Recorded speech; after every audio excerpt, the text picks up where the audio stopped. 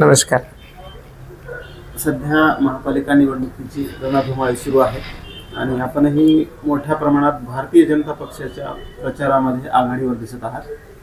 तर एकूणच महापालिकेच्या निवडणुकीमध्ये सध्या नांदेडमध्ये भारतीय जनता पक्षाची काय परिस्थिती आहे? मी डॉक्टर सान्वी जेठवाणी, तृतीयपंथी आघाडीचं काम बघते भारतीय जनता पार्टीमध्ये महाराष्ट्र राज्याचं. पण आता सध्या एक प्रचारक म्हणून, एक स्टार प्रचारक म्हणून सध्या जी महानगरपालिकेची निवडणुका लागली आहे त्याच्यामध्ये काम बघते.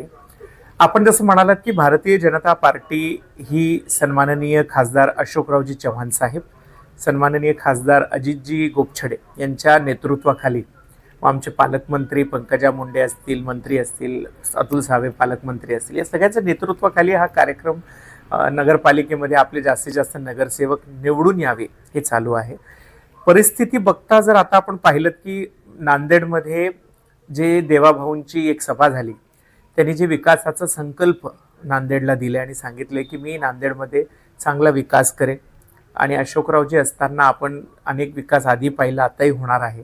आणि या विकासाला आणखीन गती मिळण्यासाठी, जसं केंद्रामध्ये भाजपाची सरकार आहे, राज्य शासनामध्ये महायुतीची सरकार आहे, त्याच्यात भाजप मोठा पक्ष आहे, आणि नांदेडमध्ये जर तो विकास आणायचा असेल किंवा ते आपल्याला एखाद्या पक्षाला वरून इथपर्यंत तोच पद्धतीने काम चालवायचं असेल तर ती हायरार्की मेंटेन करण्यासाठी आपल्याला नांदेडच्या महानगरपालिकेमध्ये भाजप आणायचे. म्हणून मला असं वाटतंय आताची स्थिती बघता की भारतीय जनता पार्टीचा महापौर होईल आणि मोठा पक्ष म्हणून भारतीय जनता पार्टी या निवडणुकीत जिंकेल अशी आमची आमचं मानस आहे आणि आम्हाला वाटते असं होईल.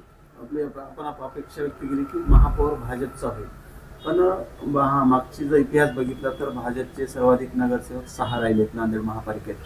तर थेट महापौर पदापर्यंत आपण कसं पोहोचणार आहात? कोणत्या विकासाचे मुद्दे आहेत तुमचे? काय विषय आहे तुमचा नेमका अजेंडा? बघा, नांदेडमध्ये ट्रॅफिकची समस्या खरं तर आहेच.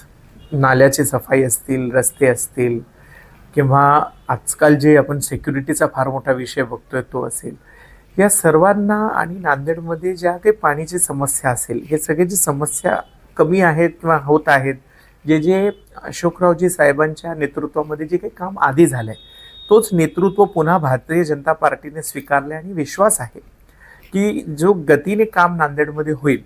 त्यामुळं आम्हाला वाटते की नक्की जे केंद्रानं आणि पार्टी कमाननं जे नेतृत्व आम्हाला दिले, ते सन्माननीय गोपछडे साहेब असतील किंवा अशोकरावजी चव्हाण साहेब असतील, यांच्या नेतृत्वामध्ये थेट महापौर गाठण्याची आमची शक्यता आहे. कारण जास्तीत जास्त नगरसेवक जे सर्वे अनुसार निवडून येतील त्यांना सगळ्यांना तिकिटा मिळालेल्या आहेत आणि नक्की ते निवडून येतील आणि महापौरपर्यंत जातील. सर्वेचा उल्लेख आपण केला, पण मोठ्या प्रमाणात भारतीय जनता पक्षाचे जे जुने कार्यकर्ते आहेत त्यांच्यामध्ये मोठ्या प्रमाणात नाराजी आहे. जे आता नव्यानेच काँग्रेसमधून भारतीय जनता पक्षात आले त्यांनाच जास्त तिकीटं दिलेत, जुने लोक नाराज आहेत. काय सांगतात?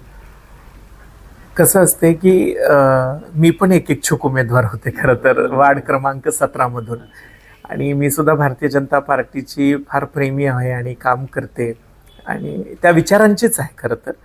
पण काय होतो की जेव्हा नवीन भाऊ घरी येतो किंवा नवीन सून घरी येते, तिचा बोलबाला असतो आणि तिला संधी देणं भाग असतं. कारण नवीन सुनाचं घरी मान मोठा असतो आणि तिला वाटतं की नवीन नवीन आहे, तिला संधी मिळता येईल, आणि किंवा अनुभवाचाही प्रश्न असतो. अनेकदा ज्या नगरसेवक पहिले निवडून आलेले आहेत त्यांचा अनुभव, पार्टीला कसं असतं की पहिल्यांदा आपलं वर्चस्व निर्माण करायचं आहे आणि निष्ठावंतांची भूमिका मी पण समजू शकते की नाराजगीची असू शकते. पण शेवटी आपल्याला काही करून कमळ आणि नेतृत्व हे दोन्हीही भारतीय जनता पार्टीचं त्या नगरपालिकेवर वर्चस्व निर्माण करायचं असेल तर कुठंतरी आकडेवारी अनुसार या सगळ्यांचा विचार करता यांना तिकीटं मिळालेले आहेत. अनुभवाचा तुम्ही उल्लेख केलात, पण अनेक अनुभवी जे भाजपाचे लोक होते जुने त्यांना सुद्धा बाजूला ठेवण्यात आलेलं आहे, जसे की चैतन्य बापू देशमुख आहे. चैतन्य बापू देशमुख, आपण त्यांना अनेक पत्रकार परिषदेत देखील विचारलं, त्यांनी स्वतःहून माघार घेतली किंवा त्यांना याच्याहून मोठा विचार असेल असं मला वाटतंय. आणि काही ठिकाणी नेतृत्वानं काय विचार केले हे खरं तर आम्हाला असं वाटतंय की कुणीतरी दुसऱ्या नवीन व्यक्तीला देखील संधी मिळावी असा हेतू असू शकतो असं मला वाटतं. या नाराजीचा नेमका फटका बसेल पक्षाला या निवडणुकीमध्ये? एक दोन सीटांवर सोडून प्रत्येक ठिकाणी बसणार नाही. कारण काय असतं की काही ठिकाणी लोकांचं जनमताचं प्रेम हे शेवटी नेतृत्वावर आहे. अशोकरावजी चव्हाणांच्या नेतृत्वावर अनेक जणांना विश्वास आहे आणि विकासाला जर आपल्याला संधी द्यायची असेल तर ती केंद्र आणि राज्यामध्ये जे सरकार आहे त्यांनाच दिली तर बरं होईल. ऑपोजिशनच्या लोकांना काय देऊन फायदा आहे? नाही, अशोकरावांचा तुम्ही उल्लेख केला. अशोकरावांचे जे राजकारण पाहिलं तर आतापर्यंत अल्पसंख्याक जी मते आहेत नांदेडमध्ये त्याच्यावर त्यांचं राजकारण अवलंबून राहिलेलं आहे. त्यांना यशही त्यातूनच मिळालं गेलं आहे. आता त्यांनी भाजपात प्रवेश केला आहे, तर त्यांना जे मागचं जे यश मिळालं ते यावेळेस सुद्धा कंटिन्यू राहील. बघा, शेवटी माणसावर लोकांनी विश्वास ठेवतायत. कारण ही कार्यकर्त्यांची आणि लोकलची निवडणूक आहेत. यामध्ये केंद्राचं किंवा राज्याचं फार मोठं जसं आपल्याला प्रधानमंत्री किंवा मुख्यमंत्रीपर्यंतचा विचार होणार नाही. हा विचार होतोय आपल्या लोकल पुरता. त्यांना माहिती आहे की आपले रस्ते, आपले गल्लीतले समस्या, आपल्या वार्डातले जे काम आहेत ते लोकलचाच नेता करू शकतो. म्हणून ते पक्ष कुठलाही असो किंवा नेतृत्व त्यांना कुठलाही मिळाला असेल किंवा कुठल्याही पक्षाचं चिन्ह मिळालं असेल, तो नेतृत्व स्वीकारणारे ही अल्पसंख्याक देखील आहे. त्यांना माहिती आहे की अशोकराव साहेबांशिवाय आता त्याला आणखीन एक ॲड झाले अजित गोपछडेंची. या दोन्हीशिवाय पर्याय नाही आणि हे लोकच विकास आणू शकतात. म्हणून त्यांनी या नेतृत्वाला स्वीकारतील असं मला वाटतंय. आपण हे गेल्या अनेक वर्षापासून तृतीयपंथीयासाठी म्हणजे नांदेड जिल्ह्यामध्ये काम करत आहात. राज्य समन्वयक म्हणूनही आपली नियुक्ती झाली आहे आणि तृतीयपंथी महामंडळाच्या माध्यमातून अनेक काम आपण केले. लिंग संवेदनशीलतेवर आपण काम केलंय. किन्नर भवनाचाही विषय आपण मार्गी लावलेला आहे. आपण प्रभाग 17 मध्ये इच्छुक होतात. तुमचं तिकीट का काढलं होतं? खरं तर सर्वेनुसार असं त्यांना वाटलं की मला आणखीन माझ्या वार्डामध्ये समाजसेवेची गरज आहे. लोकप्रियतेची आणखीन मला काम करणं गरजेचं आहे. जसं की वार्डामध्ये लोकप्रियता मला एक कलावंत म्हणून नक्की मिळालं असेल, पण एक राजनीतिक म्हणून किंवा एक नेत्री म्हणून त्यांनी मला स्वीकार करायचा असेल एक नेता म्हणून, तर त्यांना थोडंसं वेळ लागेल. आणखीन मला समाजामध्ये त्या पद्धतीने यावं लागेल असं मला वाटतंय. आणि ठीक आहे, नेतृत्वानं किंवा मोठ्या पक्षाच्या सिनियर लोकांनी जर हा विचार केला असेल तर काहीतरी चांगला विचार असेल. आणखीन मला काम करण्याची संधी मिळाली. मी आता स्टार प्रचारक म्हणून सगळ्या वार्डांमध्ये फिरते, त्यामुळे जनसंवाद वाढतोय. लोकांच्या समस्या कळायला लागल्यात, काय काय असतं, बूथ लेवलची कामं कळायला लागलेत, हे सगळं अभ्यास व्हायला लागले. माझं तिकीट कापण्यापेक्षा आणखीन सर्वेमध्ये दुसऱ्यांचे नावं आलेत की हे आहे. माझा भाग गुरुद्वारा आहे, जिथं टुरिस्ट आहे, खूप लोक येतात. वार्डामध्ये अनेक जातीची समीकरण आहेत. हे सगळ्यांचा विचार करत त्यांनी वेगवेगळ्या लोकांना दिलेलं आहे संधी. मला मिळेल आज न उद्या, मी वाट बघतीये. तुम्ही नाराज होतात, तुमची म्हणजे नाराजी दूर झाली. तुमच्यासह इतरही जे अनेक नाराज होते त्या इच्छुकांची नाराजी कशी दूर केली पक्षाने?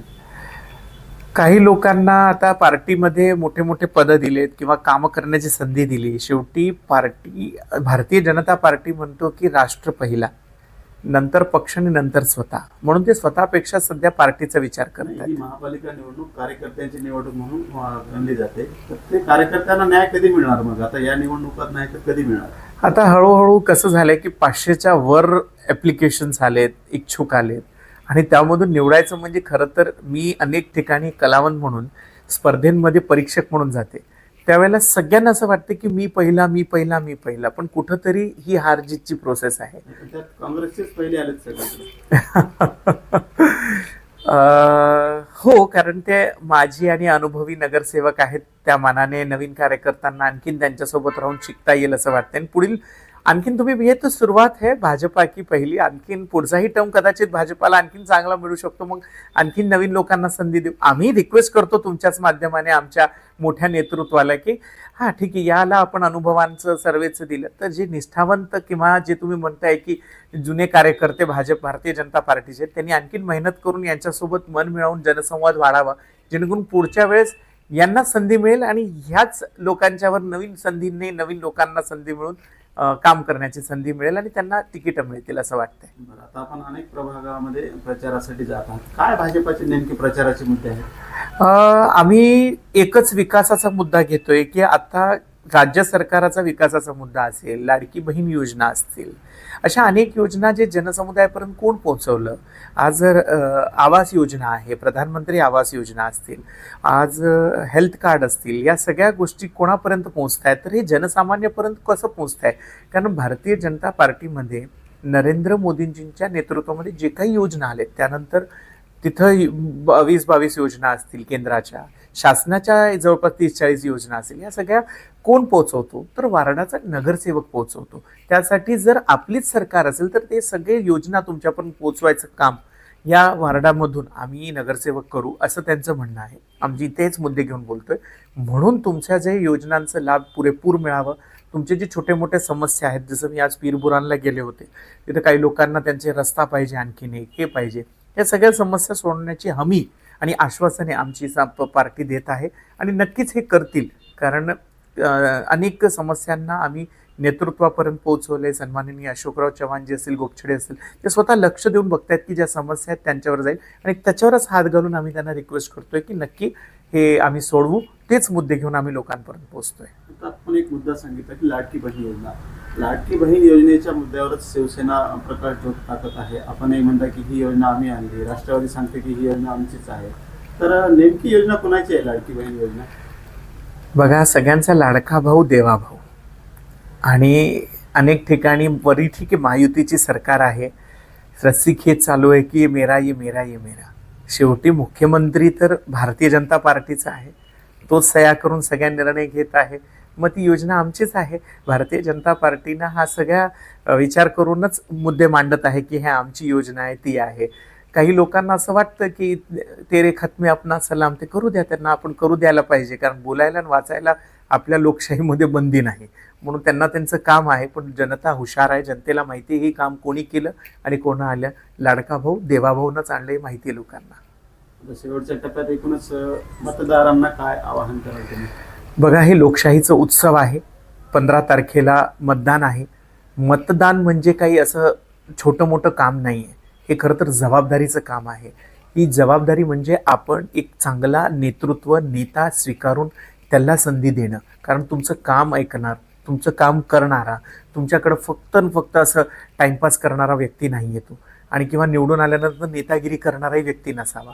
म्हणून भारतीय जनता पार्टीचे जे तळागाळातले कार्यकर्ते ते सगळ्यात फिरतायत, त्यांना निवडून द्यावं. कारण नांदेड करायचं असेल टनाटन तर दाबा कमळाचं बटन. हे ब्रीदभाग्य मी सगळ्यांना सांगते की टनाटन नांदेड पाहिजे असेल तर आपण कमळाचं बटन दाबा आणि कमळालाच निवडून द्या. कारण आमचे जे चव्हाण साहेब असतील, गोपछडे साहेब असतील, देवाभाऊ असतील, नरेंद्र मोदीजी असतील, हे सगळ्या मिळून नांदेडचा विकास करतील. हे आश्वासन जे दिले ते नक्की करतील आणि आपल्या सर्वांच्या मताने भारतीय जनता पार्टी आपल्याला चांगलं काम करून देईल. हीच संधी भारतीय जनता पार्टीला द्या, ही जनतेला आवाहन करते. धन्यवाद.